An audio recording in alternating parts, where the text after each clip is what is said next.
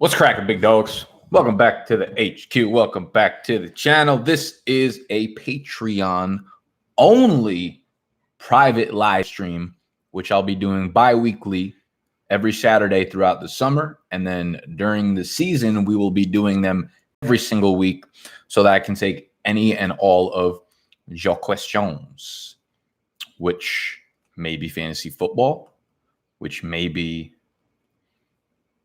lifestyle questions, which may be questions about my favorite snacks. I mean, shit, I don't know. Sorry, I'm inviting everybody into the thing right now, so people will start joining, and then we'll start taking questions. But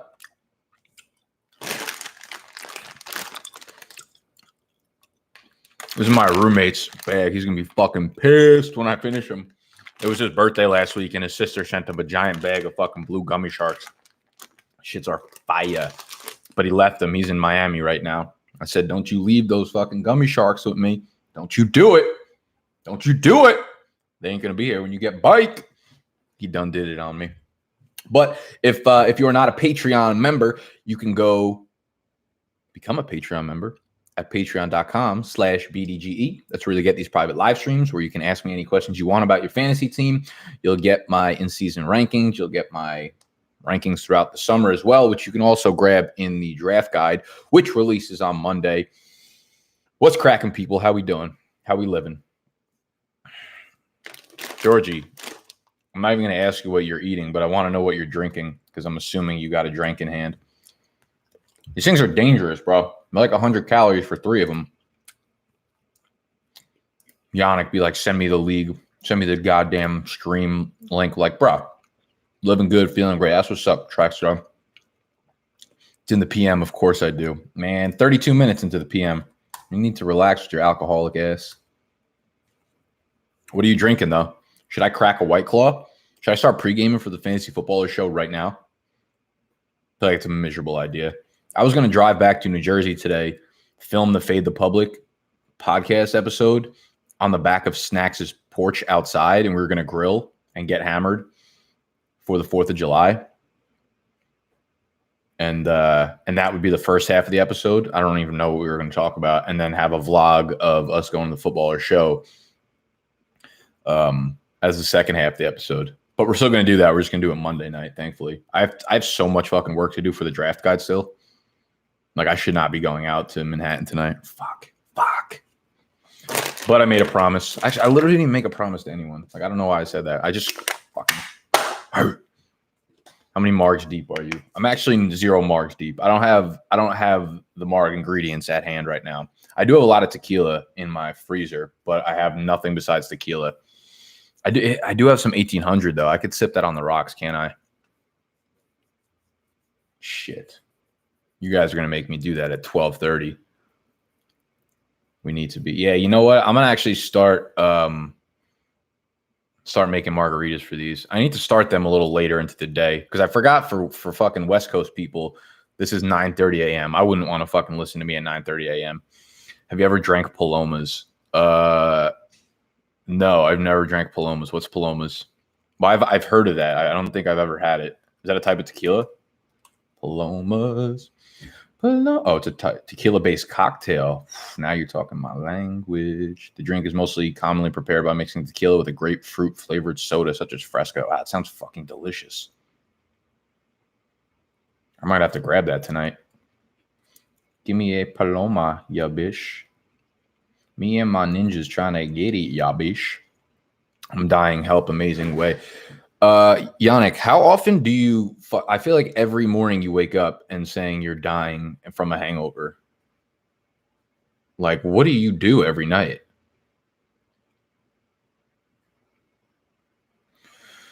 Thank you, George, for a serious fucking question. How far into the season? Yeah, you're old, so stop drinking so much. How far into the season do you see Sanders taking that starting role in Philly?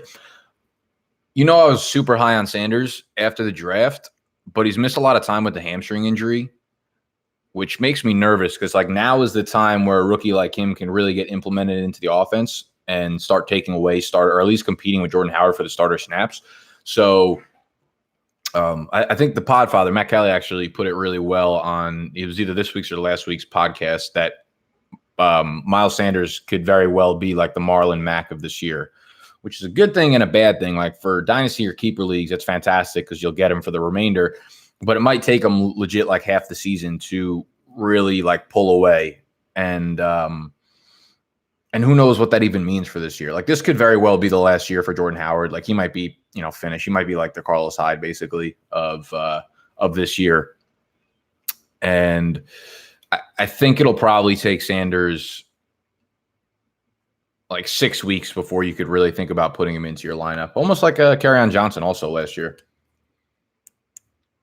But he needs to get back from this hamstring injury. I don't know if he's on the field yet or not. Let me do a quick Twitter search. Low-key, Twitter is easily the best search engine that nobody knows about, especially fantasy football. Just type someone's name into the top thing and you'll see like all of the most recent news.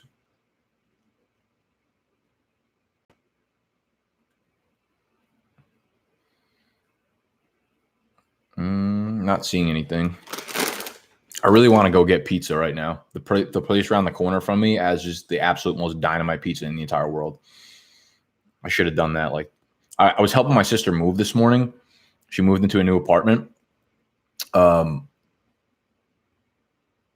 into a new apartment, and it's 95 fucking degrees here in New York today.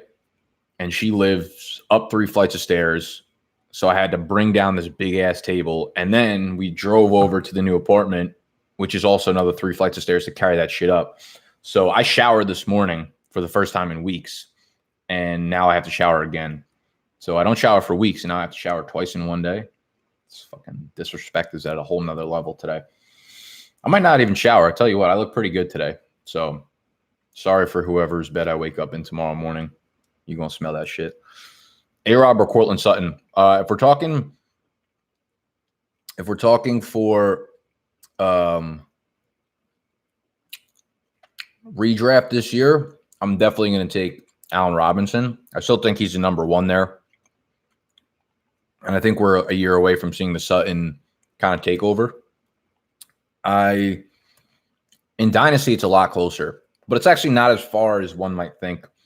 Because A-Rob is like low-key, very young too. He's only like 25, I think.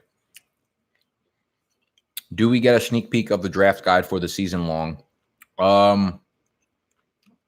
If I could, I don't think I'm able to switch this to a screen record. I think you can only play it from the mic or from the, if there was a way that I could do a screen record, I would show you what I got going on right now, but I don't think I can. So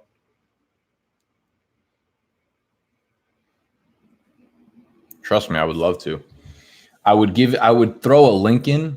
I would throw the link in here, but this is going to be posted on YouTube right afterwards. So all the people that didn't purchase or whatever are going to be able to have access to it. And they don't fucking deserve it, Trackstar. They don't deserve it. They didn't earn it like y'all. All right, let's get some more fantasy football questions in as a bitch, or actually any questions. Hi, Scott. I don't think Scott's in here, is he? I can't actually see the members that are in this live stream. Skirt. You damn right. Big facts. I'm actually like really, really fucking happy about how this turned out. The draft guide. And my sister's boyfriend is really good with web development. So next summer, we're going to have an app version of it. It looks so fucking clean on desktop and laptop. But the mobile version, it's not bad. Like you could still, everything works fine on the mobile version. It's just like a little less gorgeous, if you want to put it that way. A lot of cool tools in there. I'm actually working on a head coach, offensive coordinator tool to like break down offenses and like what their play calling tendencies have been historically. So that should be another cool tool that we're going to have in there probably mid to late July. Tariq Cohen or David Montgomery? Oh, give me Montgomery all day and tomorrow. I'm a big fan of David Montgomery, and I just hate taking I hate taking satellite backs in redraft leagues, man. I've used this analogy like a million times. It's like playing fucking whack-a-mole because, you know, you get excited that they pop out. It's the equivalent of someone having a scat back having a breakout year the year prior. You see them pop out of the hole, and then you try to hit them, but by the time you try to hit them, they're already back in the hole. And the scat backs, they don't have consistent big years, right? Because they're at such a small volume that when they do break out, it's because their efficiency was at a level that's non-repeatable, right? So that volume stays the same. They still get 100, 150 touches, but the efficiency comes down, and then they basically have no value to you. And since volume is low, you can't really trust him to be a starter on a week-over-week basis. So I'll take D-Mon because I think he actually has workhorse upside, and all the reports coming out of camp right now are that he's like blowing away the defense. Took forever to figure out how to chat. What up, not public? Big facts. Y'all are not the public at all. Campbell or Harry in Dynasty PPR? Give me Harry all day and tomorrow. Guys, Harry has been my 101 since fucking February, and literally the one report about him having trouble against Stephon Gilmore, one of the best cornerbacks in the entire NFL, in his like first week of training camp, should not make you not like N'Keal Harry anymore. He was a can't miss prospect. Weight adjusted size, speed, athleticism, production, did it at a Power 5 school. Like there was no flaws in his production profile, guys. So take Harry. If Tyreek gets 4 games, what round do you take him in season long? Let me write these questions down, some of the good ones, so I can remember to fucking put them as to what the actual content is. Sutton.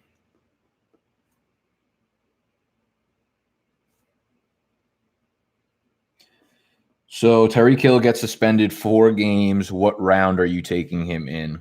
You know, I tend to stay away from anyone that's in redraft leagues. I tend to stay away from anyone that's coming to the season either injured or with suspension because, like, there's just so many what ifs, right? And more often than not, things don't break right for NFL players. Like something's going to go wrong within that span, or having him off the field, you know, gets him at, I don't know. There's a lot of variables shooting around. So with those types of players, I'm usually not the one to own them in my leagues because the risk is so high where you'll have to draft them. Like someone will probably take Tyreek Hill in like the 3rd round.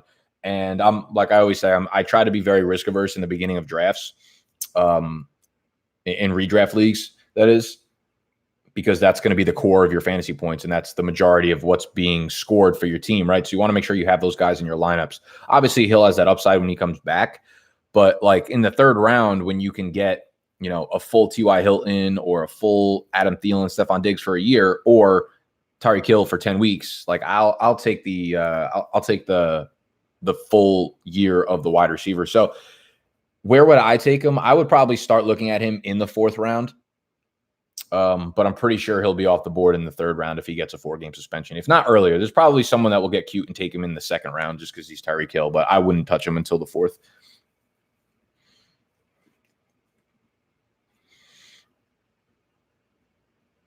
Sure. What was the George? What was the trade for? I've been so out of touch with like the group chats and all my social and commenting on YouTube just because I've been working on the guide. What trade did you end up doing, George, with David Montgomery? You guys just one big fucking gangbang muck. This is like disgusting family that we have in here. I'm never up this early on Saturdays. Yeah, I might push the live streams back to like 1 or 2 o'clock from now on, depending on what I have going on that day. Campbell over Samuel, in my opinion. Paris Campbell over Curtis Samuel, I'm assuming you're talking about. For redraft, I will definitely take Curtis Samuel. For Dynasty, I would take Paris Campbell just because I like the situation way more in Indianapolis. Best ball, 6-man league. When do you take top 3 tight end? Kettle, Ertz, Kelsey. I want Kelsey. I would take Kelsey within the top 6 picks. The advantage, the smaller your league is, the bigger that advantage is when you have a top tight end. Because if you think about it, everybody, if you're in a 6-man league, right, everybody's running backs and everybody's wide receivers are going to be stacked, right? Everyone's going to have a lineup full of RB1s and RB2s and wide receiver 1s and wide receiver 2s. However, the tight end position literally only has like 3 or 4 guys that are dependable. So it's even more important that you get that, because there's not a huge advantage in the running back and wide receiver landscape the smaller the leagues get. But that advantage at tight end is massive. Whereas in like a 10 or 12 team league, getting, an RB1 and an RB2 gives you a massive advantage over the people that only have like a low end RB1 and like an RB3 flex guy, because they're scoring so many points more on a weekly basis. But in like a 6-man league, 3-man league or whatever on draft, I would be looking to get Kelsey. I would just say make sure you get Kelsey. Put it that way.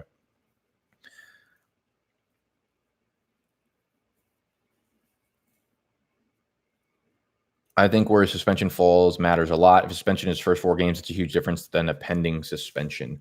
Yeah, you don't want to. I mean, if it's a pending suspension, I'm likely going to avoid him until the second half of my draft, because if it ends up being like a Zeke thing, like you don't know when that suspension. The NFL doesn't give a fuck about when your fantasy football playoffs are, right?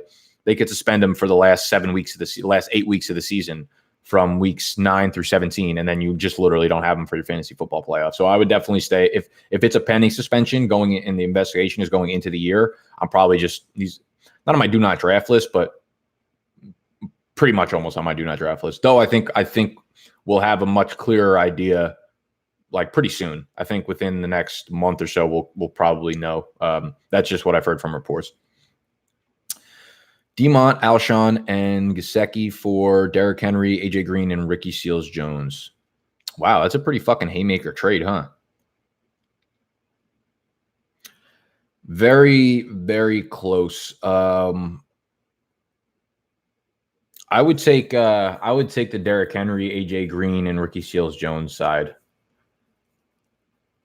Actually, who did you? George, you got the green side, right? I actually don't even think that's that close. I think Derrick Henry is a pretty big jump. A pretty big jump up from David Montgomery. As much as I don't like Henry, I am getting a little bit higher on him. I like Henry more than David Montgomery straight up, and I like AJ Green far more. I don't like AJ Green, y'all know that, but in terms of fucking AJ Green versus Alshon, that's not even close. And then Ricky Seals and Gesicki are just kind of like a cross-off. No rookies, Debo. Oh, Debo Samuel over Paris. Oh, okay. So you're talking about Debo Samuel over not Curtis Samuel. I also am not sure still if you're talking about redraft or if you're talking about dynasty. So for redraft, I'm definitely taking Debo Samuel there. I really don't think Paris Campbell is going to have a rookie year impact like people think he is. I think this offense is going to go a lot more. They're going to be the Dallas Cowboys of this year, of how when they initially set up that offense with the stacked offensive line and Zeke running the ball over 300 times a game or 300 times a year. That's what I imagine this offense being like in Indy. I mean, Luck's going to be ridiculously efficient, but I mean, like Campbell's not going to be a red zone weapon whatsoever. Hilton gets the deep balls. Like Campbell's going to be a much better NFL player in year one than he will a fantasy player. And I think Debo Samuel is a guy that can make a pretty good PPR impact right off the bat, because San Francisco doesn't have a lot of weapons in their wide receiver group. When can I get in BDGE dynasty draft with y'all? Trying to get in that high stakes league. Yeah, that's we only opened up that one for the Go Fade Me league, which was the GoFundMe for our Nashville trip. Fun fact, I got an email from GoFundMe like a week ago, that name one wide receiver outside of Dante Pettis that's even a remotely good NFL wide receiver, Josh.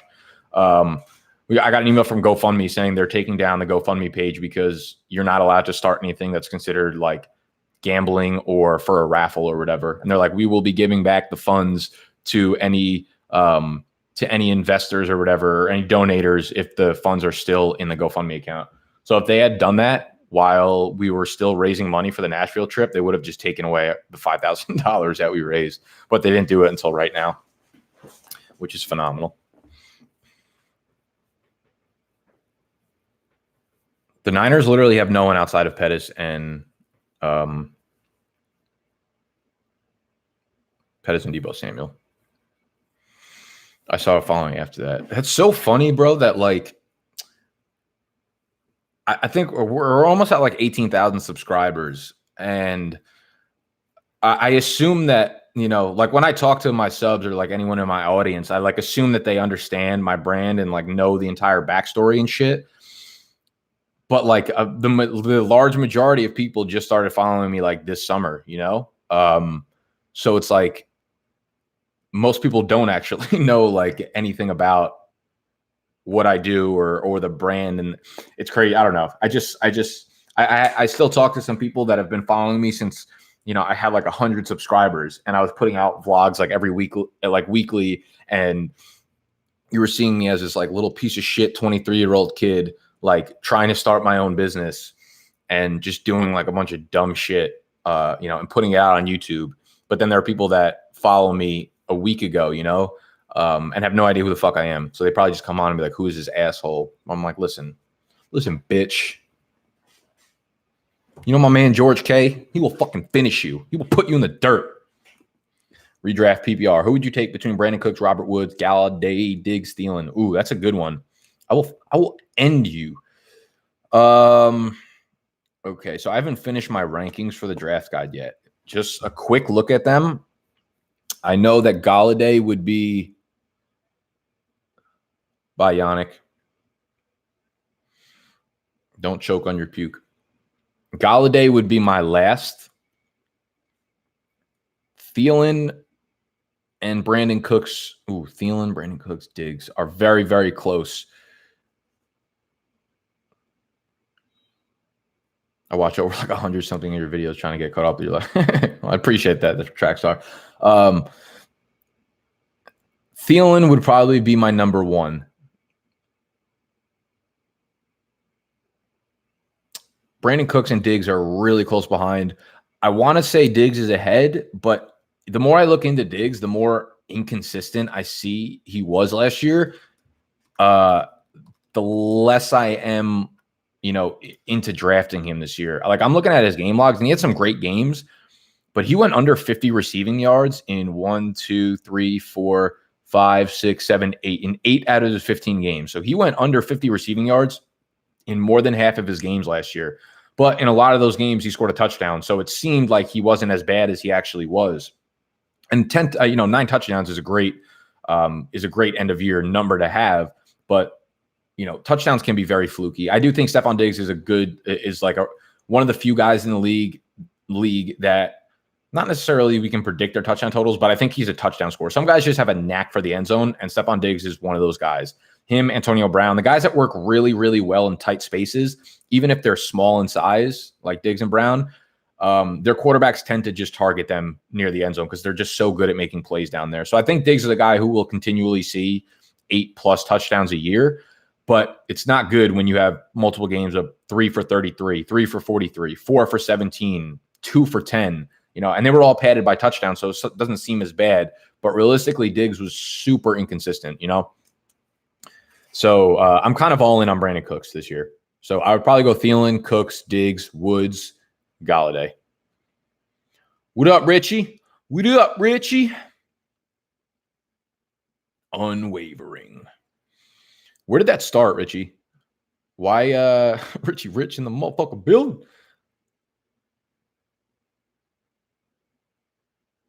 I'm picking 7th. It's a 12-team league, and I'm going wide receiver, wide receiver, wide receiver. So I'm looking for the safest wide receiver from those choices.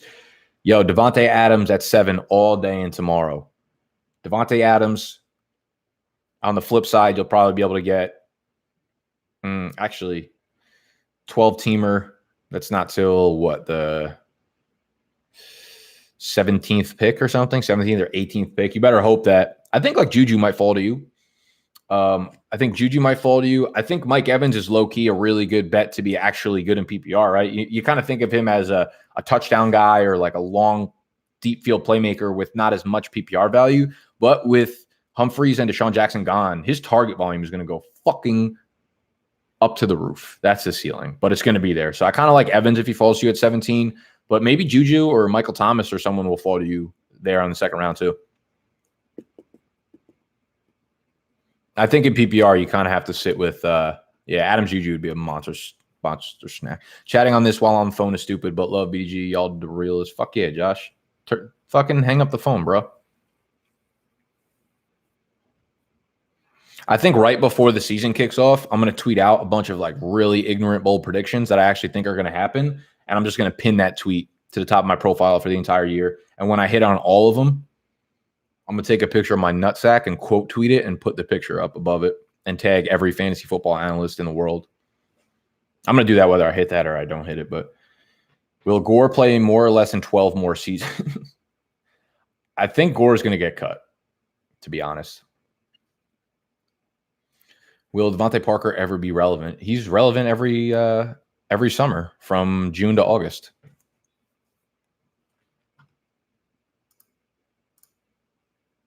Skirt.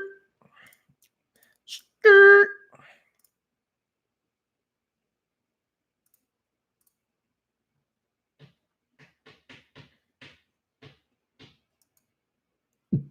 I love the private live streams because there's only like 10 people in here.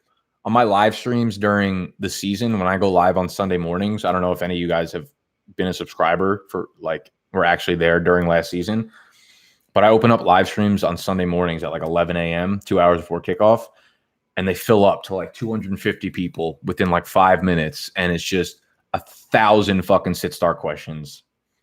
Most of the time I just go in there. I'm like, fuck y'all. I'm not answering any of your fantasy questions. Show some goddamn respect on the Lord's Day. How do you feel about risking 13th or 14th rounders for James Washington, even though you're low on him in Dynasty or Moncrief looking like number 2? Is it just better to fade both, go Deontay later? If we're talking about Dynasty, I like Washington and Moncrief the best out of those three. I mean, 13th or 14th rounders, not a heavy investment whatsoever. And listen, like most of the takes on my James Washington thing were geared towards redraft. They were all towards redraft and how if he was going to break out, it was not going to be in 2019. It was going to be in 2020, right? And I'm not saying I expect a 2020 breakout, but people are expecting just because AB left, it's James Washington breakout season. But he did fucking nothing during his rookie year. So why do you expect someone who just did nothing to all of a sudden break out? There needs to be a progression. No one goes from 100 yards receiving to 1,100 yards receiving out of nowhere, right? So when I look at James Washington, I don't hate him for Dynasty whatsoever. But I'm talking about redraft. I would much rather have Deontay Moncrief because he's going to be, or Dante Moncrief, sorry, he's going to be likely the wide receiver too. And people were getting so mad when I fucking suggested that like a month ago. Damian Williams or N'Keal Harry in Dynasty. Give me N'Keal Harry all day and tomorrow. I was pissed that Steve took N'Keal Harry at the 501, and then I got Damian Williams at the 601. I tried to flip him straight up, but he knows the draft capital. I would take N'Keal Harry. Again, I'll repeat this again for those of y'all that came in later. N'Keal Harry has been my 101 since forever. I'm super, super high on him. That one report that came out last week about him having trouble separating from Stephon Gilmore has literally no effect on what I feel about N'Keal Harry. He's a rookie. It's like his first week of camp. Stephon Gilmore is one of the best cornerbacks in the entire NFL. Like, I don't know what y'all want him to do there. He's going to progress. I promise.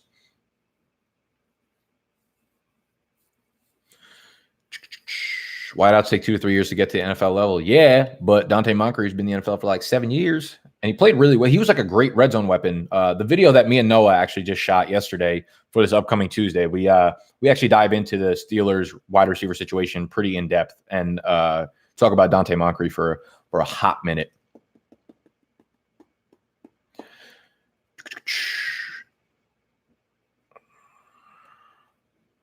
Trying to pick up a new TV show to watch. You watching anything good right now? Yo, watch Bosch. Bosche. It's fucking fantastic. Watch Bosch. If you don't watch Billions, watch Billions. And Power. If you don't watch Power, watch Power. Those are the 3 things that I would very much go for. Yeah, I was going to say, when in doubt, just rewatch Entourage, but you seem to be up to par with. I haven't rewatched it in like 6 months. I'm probably due for my biannual watch. Does J.J. sign anywhere that makes him useful? Highly doubtful. I hope he signs somewhere so that wherever he signs, I wish he signed in Indianapolis. I really wish he did, just so people could like fall further and further down on Marlon Mack. And I could fucking scoop that bitch like ice cream. Ooh, speaking of, I might grab some ice cream.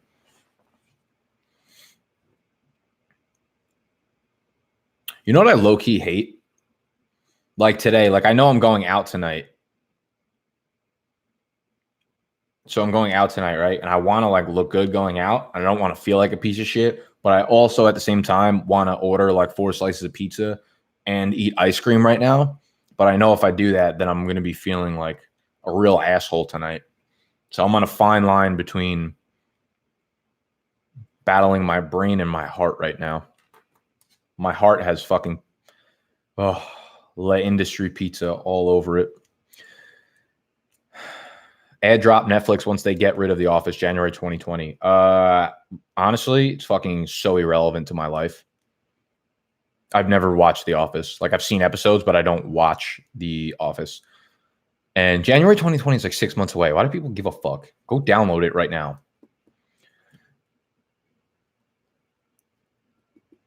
Rank these rappers. What's wrong, Vatch? Don't tell me you're freaking out over The fucking Office. No one cares. Rank these rappers. Biggie Smalls. Biggie Smalls, Tupac, Big L, Lev Bell, Eminem. Obviously, Lev Bell's the clear 101. Biggie would be my 102.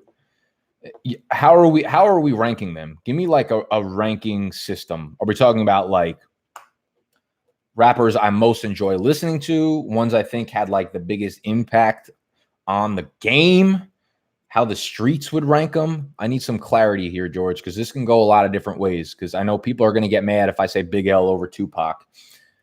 My personal ranking. Okay, if we're going to talk about who I enjoy listening to the most,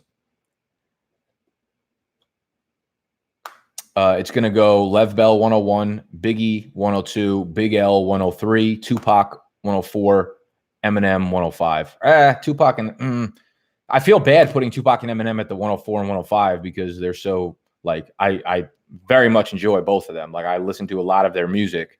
Old school Eminem. I haven't listened to a song that Eminem put out in the last fucking 5 years that's been even close to fucking good, which is why he would probably be the last one on the list. But I like Tupac a lot in the sense that like he's someone who like he rapped for the purpose of, you know, using that as his creative platform. I consider myself the YouTube Tupac. You know what I'm saying? Like I'm trying to make a difference out here, George. I'm trying to feed the kids that is out on the streets corners. You're the streets and you're probably the same. Yeah, like I don't know. I feel you, dog. How can you not feel me, dog? This shit is real. I got Illuminati tatted on my chest. Honestly, but Rick Ross, the 101, easy if he's in that fucking listing. So do better next time. You want to be the hottest, but this shit get complicated. Fuck, I'm so mad I don't have the boomstick right now. I was at a party last weekend, and my friend asked me to bring my speaker to the party.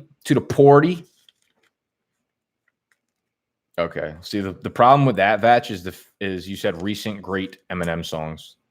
The whole problem with that is just that's just not a thing. Every time he comes out with new songs, it's just like, can I rap faster and say the same shit over and over again? You know what the problem is with all these rappers? Like, listen, low key, like I really like Justin Bieber, right? And I would love for him to drop some new shit, but I only want to hear him after like a breakup. Like when him and fucking Haley Baldwin break up, like I want to hear that Justin Bieber album. But I don't want to hear a fucking Justin Bieber album about being married. And that's what happened with Kanye too, right? He doesn't rap about the same shit he used to rap about. He only raps about being, you know, in a family and being in love and shit. It's like The Weeknd fell off as soon as he stopped taking drugs and he got more famous, and his shit is ridiculous. Kanye is trash now too. Yeah, of course. Him and Eminem are in the same path. They're both old and they realize that what they're rapping about now is not what they're rapping about when they came up, which is what made them great. Kanye, arguably one of the best artists of all time in his first 3 to 4 years of being an artist. And you can't tell me nothing. Can't tell me nothing. I'm going to scoop that from Kanye and throw it at you. Kanye, if I could only listen to 5 rappers for the rest of my life, not going forward, but what they've already put out, Kanye would easily, by far and away, be in that. It'd be Kanye, it'd be Pusha T. To be honest, Meek Mill or Rick Ross might be in that top 5. They honestly make up like 40% of my workout playlist, which is like over 200 songs. Yeah, MBDTF was fucking incredible. And so were all the albums before that. But over the last 4 albums, I think the song Bound 2 was probably the only song I enjoyed of the last 3 or 4 albums, which is not a good hit rate. That's what we call like the Cleveland Browns NFL draft hit rate over the last 6 years prior to last year. So basically, new Kanye is the Cleveland Browns of rappers. Where's a good and realistic landing spot for Crabtree? Honestly, nowhere. Keep his ass on the sidelines. I would have said maybe an Indy taking over like the Devin Funchess role, or where Devin Funchess will be now. They could use a possession receiver outside of T.Y. Hilton. They need someone that like Luck can go to on third downs, who's also capable of like moving with the ball in his hands. Like he loves using the tight ends, but like, what the fuck is Eric Ebron doing in the yak department? Yeah, I think I got a fucking tooth infection. All right, now when I chew gum, like up here hurts real bad. I don't know what it was.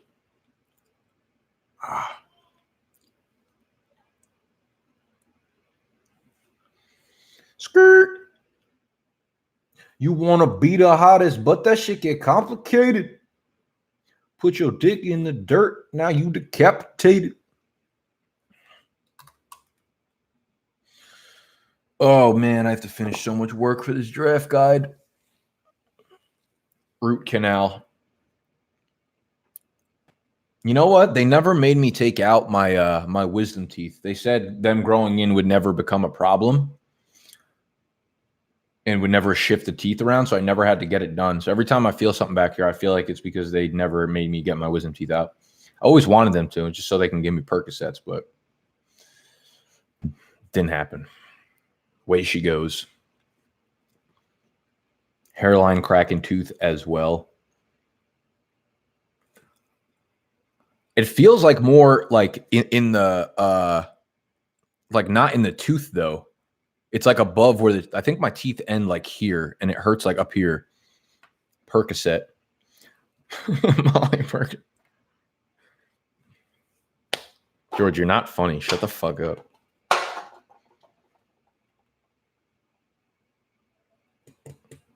Here's the thing, y'all. I don't have dental insurance.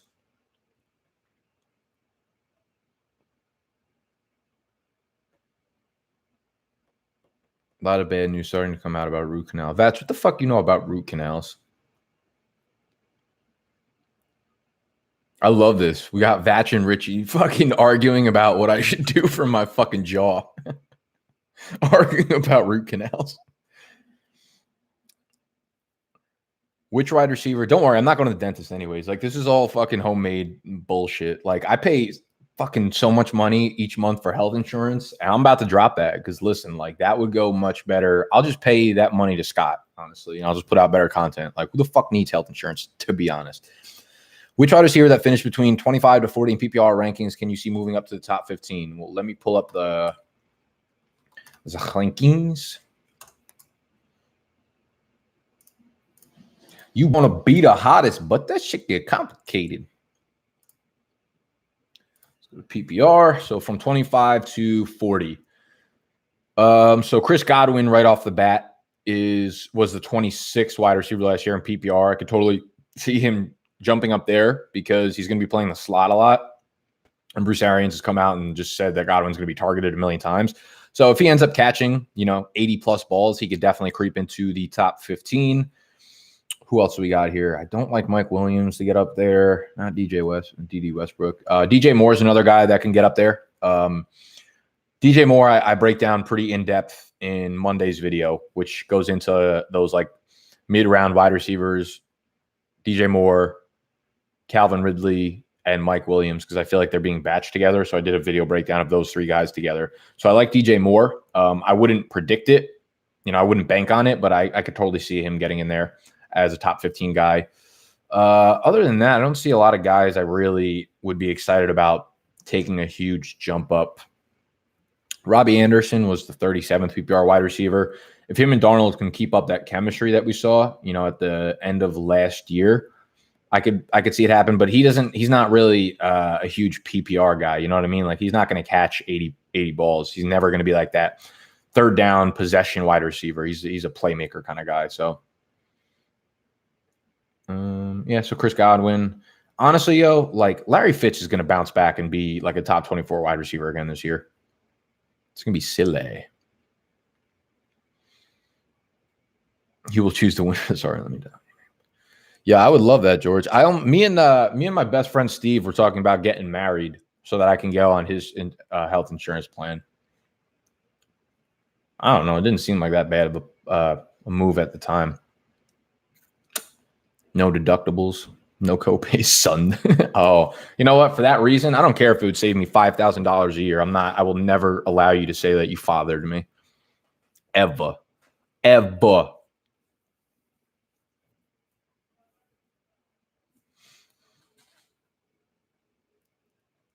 Well, he asked, all right, guys, before we get fucking ahead of ourselves, he asked me which guys that finished last year from 25 to 40 can get the top 15. Tyler Boyd was already wide receiver 15 last year. Golladay was 21. Calvin Ridley was 20. Kiki QT was not inside 25 to 40. So, all you smart motherfuckers out there, none of them were from 25 to 40. If so facto, get sunned. Pettis, Williams, and Godwin are my guys who I think could increase in value personally. Yeah, I mean, if we're just talking about increase in value, sure, I can name like 50 peoples.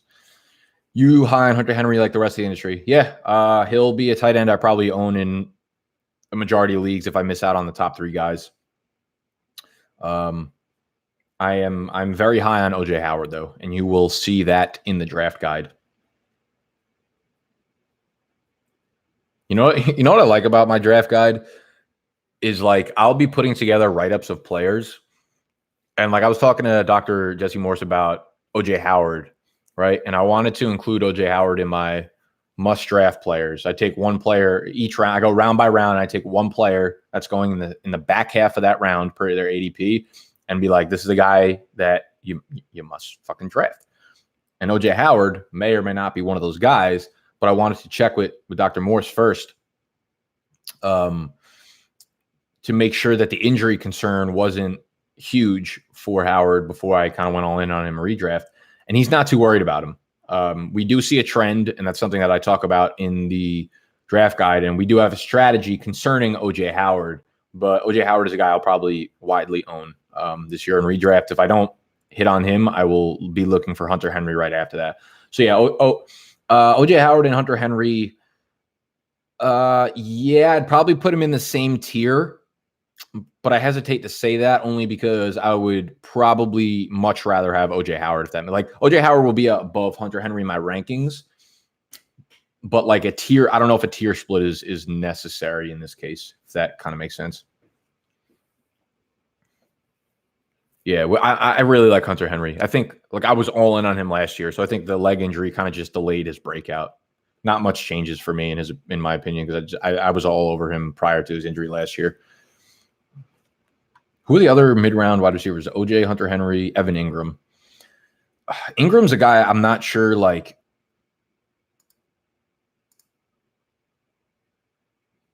I don't know, dude. I'd argue that Hunter Henry has less competition for targets. I don't know, man. I mean, you have Mike Evans and you have Keenan Allen, right?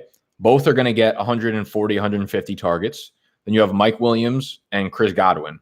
Now, Chris Godwin will probably get more targets than Mike Williams, but the Chargers also have 2 running backs of consequence that are going to get, 75 targets apiece, which the Bucs do not have. So I would say that OJ Howard has less competition for targets than Hunter Henry.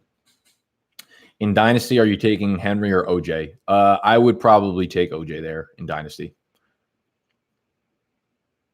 Would you include Ingram in the bottom of the Howard? Yes. Ingram would be like the last cutoff guy in that tier. It would be OJ Howard, Hunter Henry, Evan Ingram, and then the next tier would probably start and be some combination of Ebron, Vance, and Jared Cook. And then everything just fucking falls right off after that.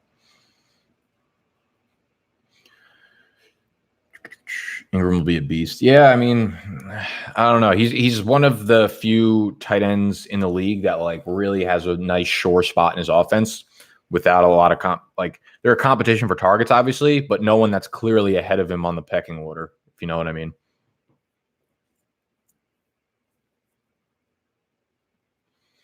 So I like Ingram, but like if I had the choice between, like look at the offenses, right? When I'm trying to break a tiebreaker for the most part. And it's not always necessarily tight ends, but I do this. I try to do this for running backs and wide receivers. Anyone that I guess catches passes. If you're legit in a tiebreaker, just look at the offense and look at the quarterback. Who's the better quarterback? Who are you receiving passes from? So like, yeah, I like Ingram, but he would be at the bottom of the tier just because I'd rather have the Bucs offense or the Chargers offense and Rivers and Winston because their stats are going to be way better than Eli, even if he is the number one guy there. Like give him 15 more targets than those two guys, but like the uncatchable target rate will probably be 10% higher than both of those guys. So I like to break the tiebreakers. You want to be the hottest, but this should get complicated. What sleeper rookie running back will be good to stash in Dynasty League and watch them take the number one role next year? Good question. Let me bring up the rookie running backs. Let me bring up the rookie running backs and let me bring up some contract situations that I think could get very interesting. You know what? That's going to be an update that I put into the draft guide. Contract situations to know for next year, guys who are off their contracts.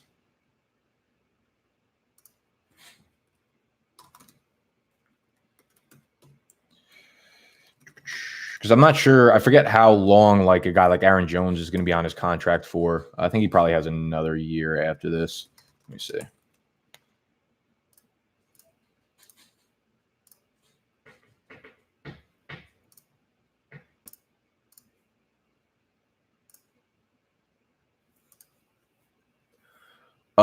Yeah, so I mean, like, I'm going to go outside of the top 3 rounds in terms of the NFL draft because obviously anyone tied to the top 3 are probably not like sleepers per se. So Justice Hill is definitely my favorite guy outside of the top 3 rounds that I think he'll make an impact immediately into that offense this year right away, and he'll be just good into the future. I'm not a fan of Benny Snell. Tony Pollard is interesting. I just don't trust the Cowboys to use him correctly. He's like a very good weapon, but they didn't use Tavon Austin at all, and I don't know. Raquel Armstead is interesting because he's a good size-adjusted speed guy, but he's also dealing with a hamstring injury right now in camp, and you're literally just banking on a Fournette injury because he's not as talented as Fournette is, obviously. Quadri Allison is a big sleeper, and this is going to sound like a homer pick, but I have very little faith. Quadri Allison, that's good. Dynasty stash, Quadri Allison, bro. Him and Brian Hill are both interesting, actually. Both Falcons running backs. We'll see if one of them gets cut, actually. But Quadri Allison was their 5th-round pick out of Pittsburgh.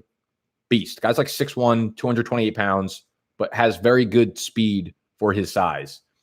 I wouldn't be surprised if they started giving him some carries as early as this year if Devonta Freeman kind of falls off. So I'm not even sure how much money is left on Devonta Freeman's contract after this year. I know they gave him that fat contract, but I'm not sure if like the dead cap kind of falls off after a year or two. Yeah, so they have a potential out after this year, 2019. It's not a great cap hit, but if he falls off and gets injured again, I wouldn't be surprised if they did something with him next year. So Quadri Allison is a guy I'm definitely keeping my eye on in the Falcons backfield. I like Travis Homer too in Seattle. I think he's who did I compare him to? He reminded me a lot of Matt Breida when I was scouting him for the rookie dynasty guide. He is a guy that can run the ball. He can catch the ball. And, Seattle's tried so fucking hard to get a running back into that third down role and be the primary pass catcher there, right? They've tried it with McKissick.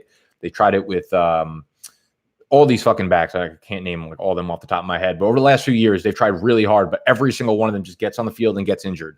If Travis Homer can get through training camp and make the team, I think that he could really develop into a third down back there and possibly get more work because, I mean, all the running backs ahead of him, Penny, Carson, have all dealt with injuries, and I could see Homer making an impact. Maybe not in 2019, but if you're talking about dynasty, just stashing, I like Homer a lot. And I like Darwin Thompson a lot, but he tested out as a really not a great athlete. And that makes me nervous. But the Kansas City Chiefs backfield could be completely wide open as soon as this upcoming offseason. So he's another one I like. Those are the only three guys I really have my eye on.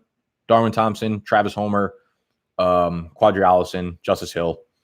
Dexter Williams in Green Bay is interesting, but I was just looking at Aaron Jones' contract is done at the end of next year, so it's probably a far off shot. He could take Jamal Williams' role and get some carries early on this season, but that's still a battle he needs to win first just to prove that.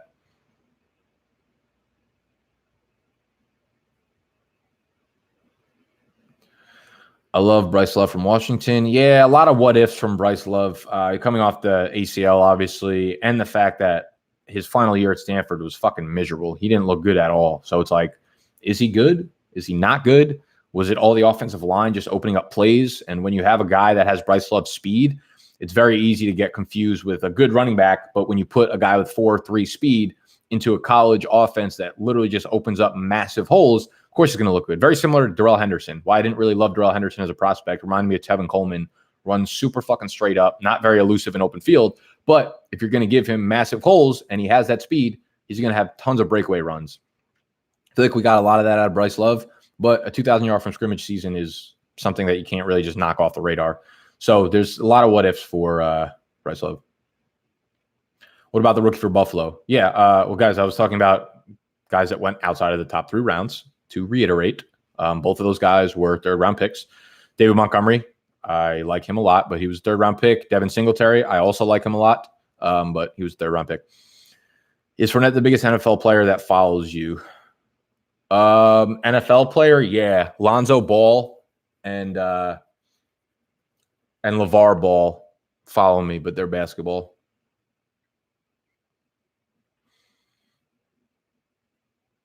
I'm drafting Allison in my redraft in the last round because we get to keep one player in my league. You could probably find better keepers that late. Not off the top of my head, but I'm sure you could.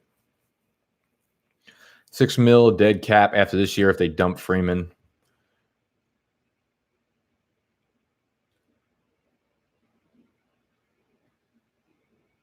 Yeah, but they'd save money by dumping him.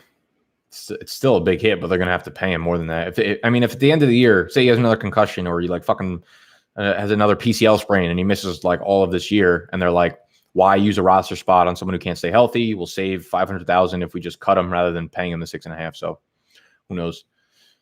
Mike Davis, dude, I like Mike Davis as fuck you, Fetch. I like Mike Davis low key as a late round sleeper. I've been using a lot of best ball capital on him.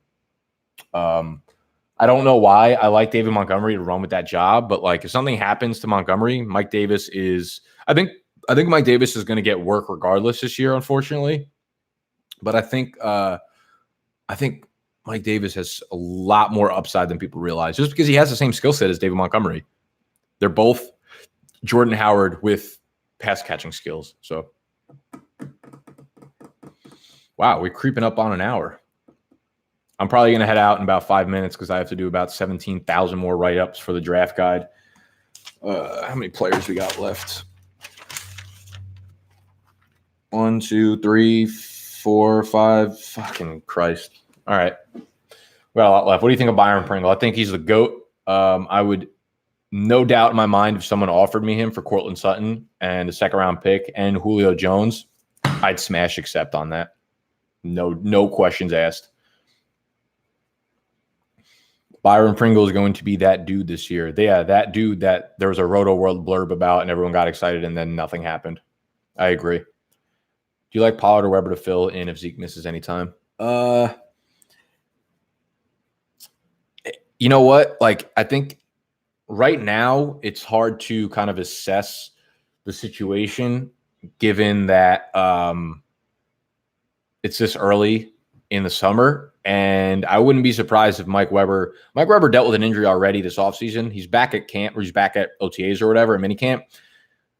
But if he has another injury, I mean, he's a 7th-round pick. So if they cut him, it wouldn't surprise me whatsoever. So it could be Pollard by default. But Weber, I feel like, fits the role a little bit better in terms of, like, you know, they had Rod Smith for the last, 4 years. And he fits the same role that Zeke had in terms of being, bigger sized. He can take a workhorse load if Zeke went down. I think Mike Weber has that too. So if Mike Weber stays on the team, I would probably lean towards Weber. But I think the path to that happening is probably more in favor of Tony Pollard, if that makes sense.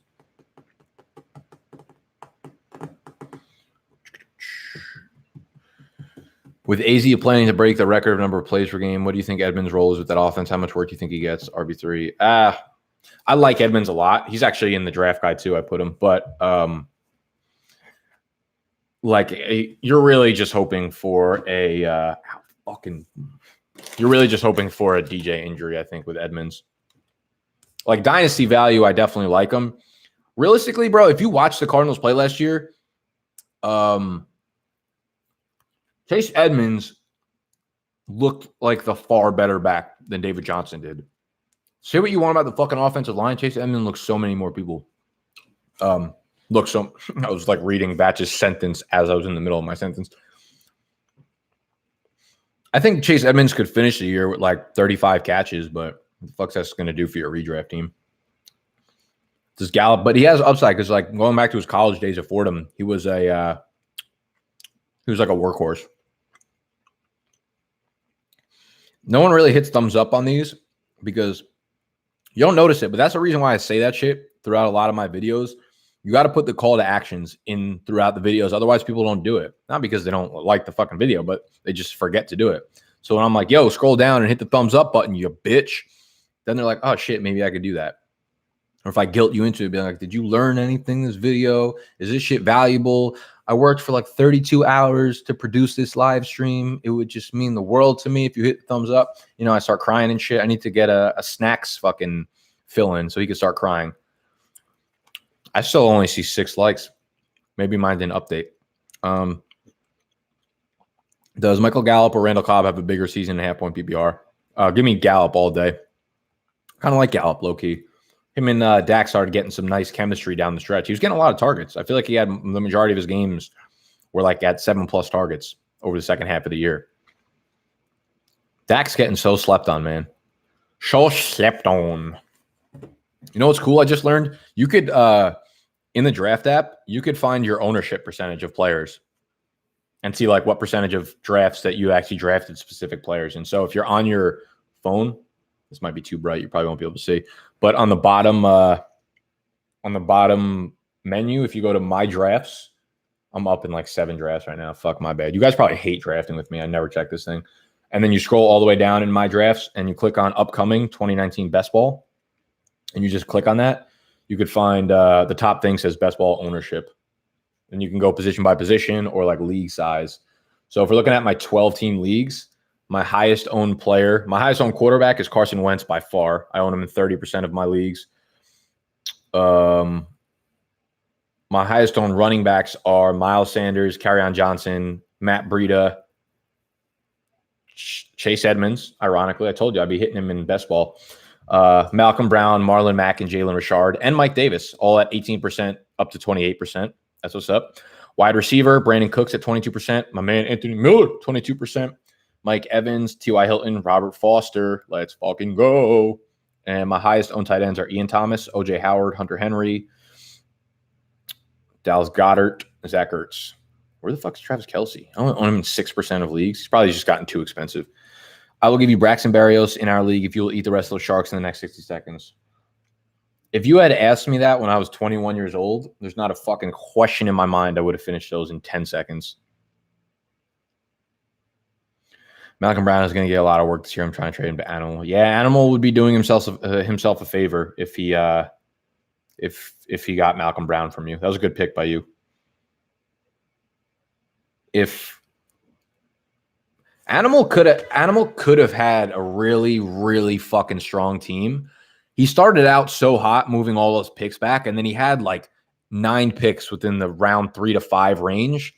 If he had gone with someone else at Todd Gurley's spot, like if he went with like Nick Chubb or one of the fucking stud wide receivers, or he could have went like Baker Mayfield, Andrew Luck back to back, had great quarterback play as his top 2 guys, and then kept those 3rd to 5th round picks instead of fucking continually packaging up like 3rd and 4th round picks for 6th, and 7th round picks. Like he could have been much better. John Brown will be a beast in Buffalo, not Foster. I'll take Robert Foster. He's already got the chemistry with Josh Allen that John Brown does not have. Robert Foster and Josh Allen were so good together down the stretch last year.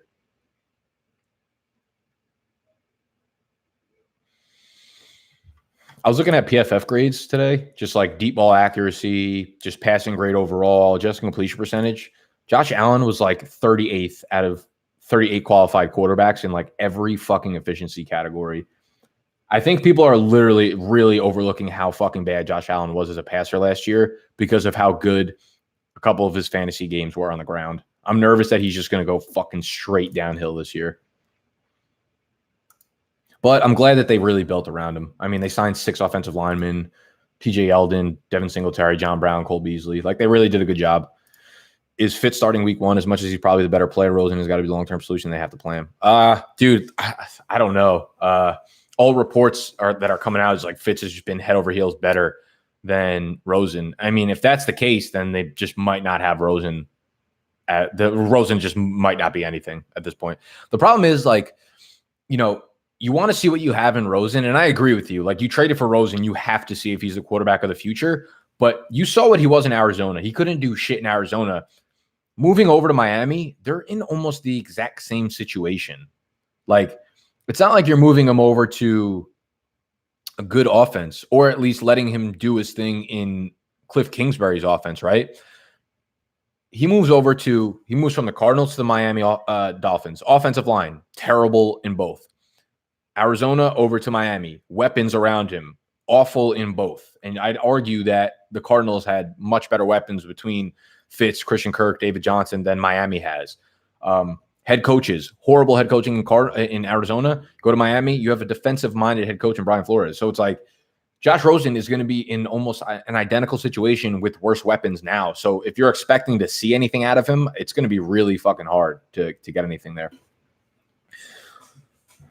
Trackstar, let's also always. I'm not sure. Trackstar, fucking name yourself, boy.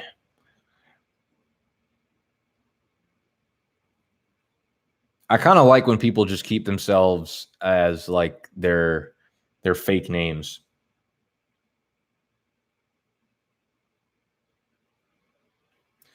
Because I could just, I remember them that way. It was kind of like in college, like how you and your friends had, like, you would know someone around campus, but you don't actually personally know them. You only know them from a nickname, like fucking Scooter Guy or like fucking Neck Tattoo Kid or whatever.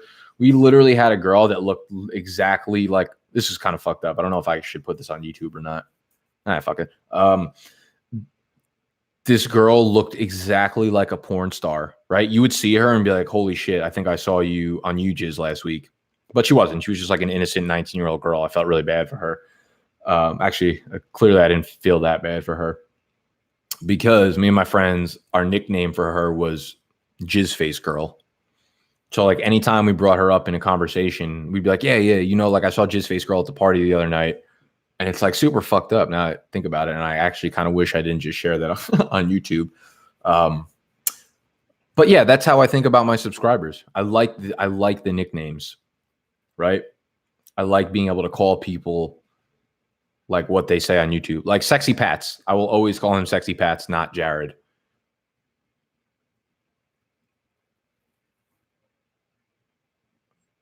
All right. Well, on that note, I feel like I should get the fuck out of here. Send her IG profile in the FTP group me. Let me see if I could find her. Here's the fucked up part is I don't know her real name. But when my roommate comes back, I don't know if he comes back today or tomorrow. He's in Miami. When my roommate comes back, I will literally I will take a video of me asking him about Jizz Face Girl. I will be like, yo, what is Jizz Face Girl's name? And he'll know her name in a second. Fuck, what is her name? I used to know it when I was in college, but I also graduated like 3 years ago. So, like,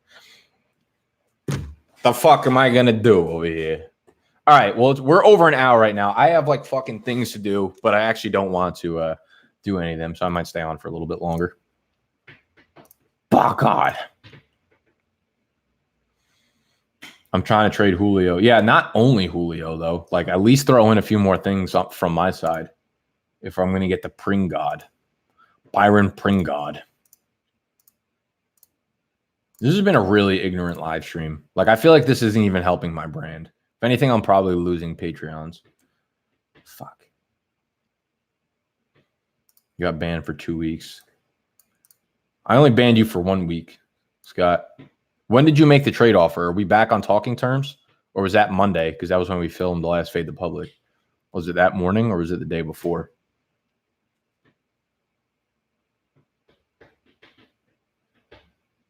You like Bryce Love? Don't tell me who I like and who I don't like, Christian. You put proper fucking grammatical things at the end of your sentences.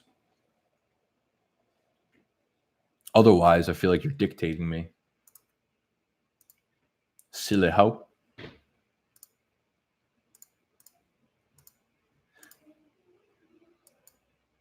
I can't believe you guys follow me.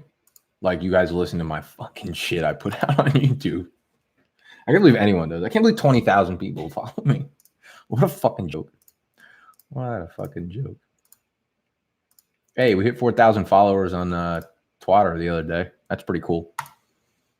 That's pretty cool. Also, somehow Snacks got into the SBF, the Scott Fish Bowl this year with me. Scott Fish Bowl kicks off on July 8th, I want to say. What are your thoughts? There you go. That's proper. I mean, you still didn't fucking put a question mark at the end of it, but I'll answer it for you, Christian. Didn't we talk about Bryce Love? We did. Like, I feel like I talked about him for like 3 minutes before.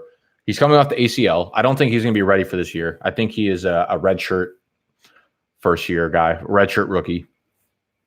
And the last time we saw him play, he was horrible at Stanford, right? I talked about how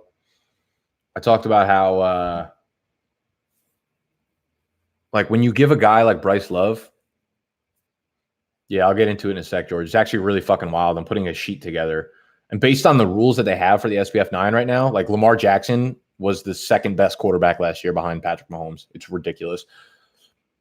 Bryce Love is a lot like Darrell Henderson in the fact that if you have a ridiculous offensive line and you're really well, tell your mom it's fucking live Streamzn, all right? Tell her you have very important things right now, like listening to me fucking talk about Bryce Love. If you're in college and you have a really good offensive line and you run a 4.3 or 4.35 40, you're going to have a ridiculous amount of breakaway runs. Okay, we're still not speaking. All right, well, I'm going to actually mute you in this chat then, Scott. So goodbye. Put user. Oh, I could put you in a fucking timeout. That's incredible. Get fucking sunned. I'm fathering you right now.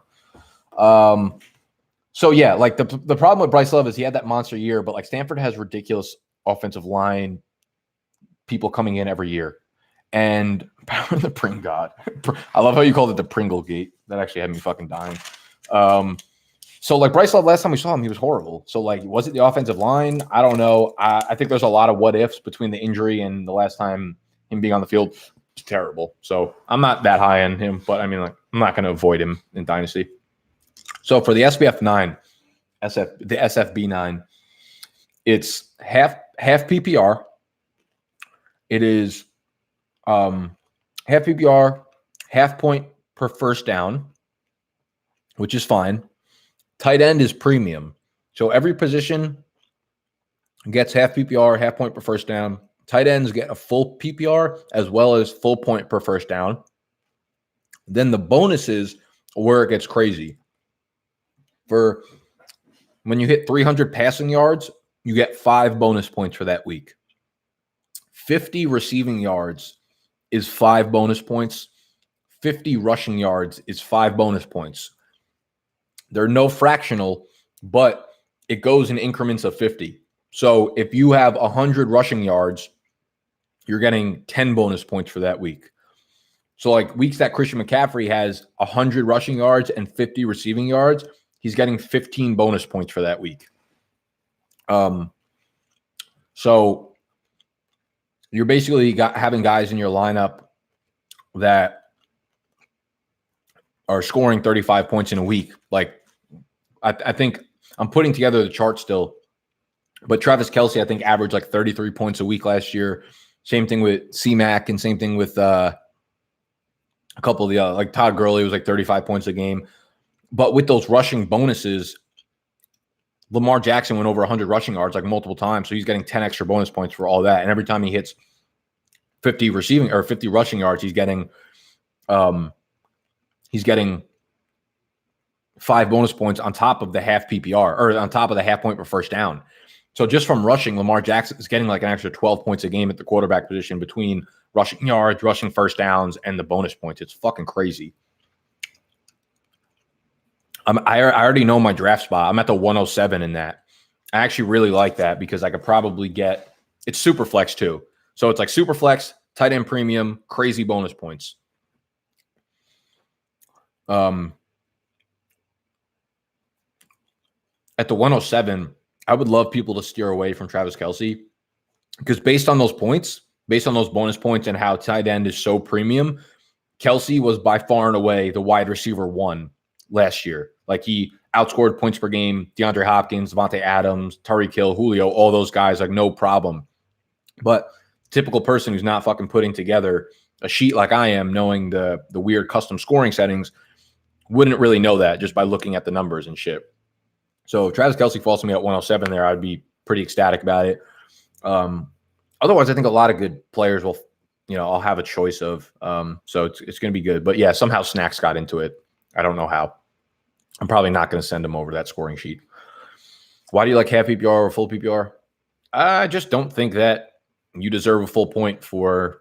I like the Sleeper just introduced this new thing called tiered PPR. So depending on how long the reception is, you get points based on that. Like I don't like the idea that you can get tackled at the line of scrimmage on a catch and get a full point for it because you did absolutely nothing for your team. And standard is just too boring. It limits the player pool by too much. Like anyone who's a pass catching back, like a guy who catches 50 balls but only rushes for 300 yards has literally no value. So I like the idea of opening up the player pool, but not opening up to the point where it's just like it's too skewed towards players that just catch the ball and really do nothing with it. If that makes sense. I think half PPR is a nice middle ground of both. Yeah, Yannick's probably dead. All right, I'm out of here. I will give you another like 30 seconds to drop any actual fantasy questions you have for me to close out this live stream. Otherwise, I'm hitting end stream, and I will see y'all on Monday.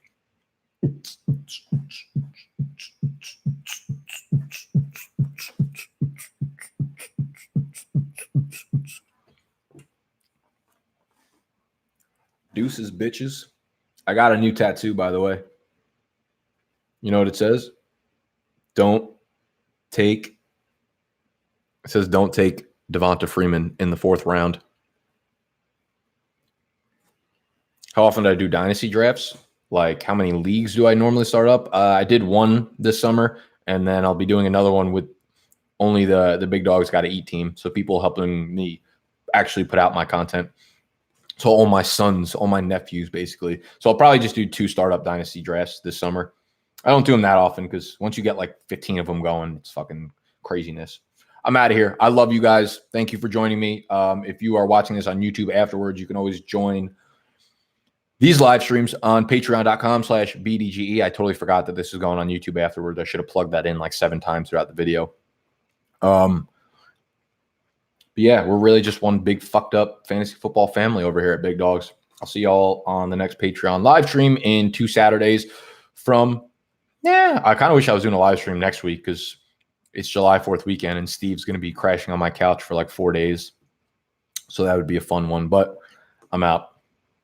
Welcome to the family, Christian.